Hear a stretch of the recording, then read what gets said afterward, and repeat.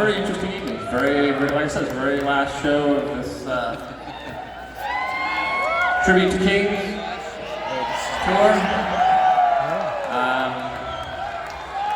At least for this year. And you got to see Primus totally shit their pants right in front of you. Did you see that? But you know, I will say, and I'm kind of gloating, but not, usually it's either me or Lurk that fucks it up. Herb never fucks it up. Fucked it up. Fucked it up. But anyway, so many years ago, a 14-year-old kid drank 3 warm long browse, threw up in the parking lot of the Cow Palace, San Francisco, and then proceeded to see the greatest show he'd ever seen in his entire life. In fact, it was the first show he'd ever seen in his entire life, and it was Rush Hemispheres. Yeah! And I was that kid. It was me. And it changed my life. Getty had a black and white Rickenbacker just like this, and it was poised up on the stage before the show even started. We were sitting there in between sets with Pat Travers with him, actually. And there was the black Rickenbacker, and I had a full balloon erection the whole entire time staring at that thing.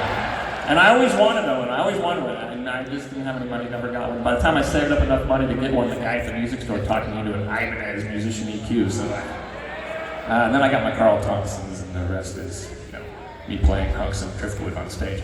So I finally got one, check it out. I got one. And I got the old double Dutch. I don't know if you noticed that. That's pretty sweet. So that started me on being a total Rush head. Are there any Rush fanatics here this evening? How many go back, how many saw the Hemispheres tour? You could not have seen the Hemispheres tour, you're way too young, bro.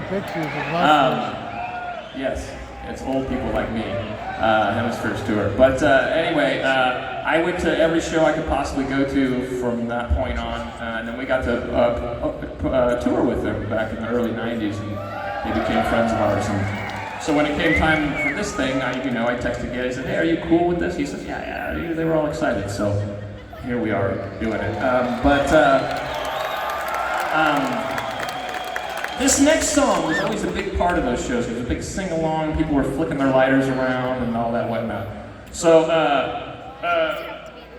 needless to say, singing up in the Geddy Lee stratosphere is a challenge at best.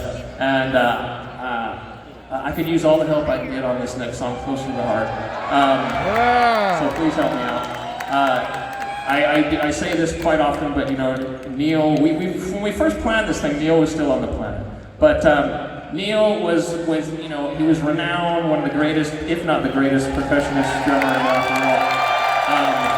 But I don't think he gets enough credit for his lyrics. He wrote 90% of the Rush lyrics, and they're spectacular as a kid. It was, you know, it was all like the Dungeons and Dragons is what got me. But now that I've gotten older, you see the metaphors, you read into the relevance of this song, Closer to the Heart. So let's do it.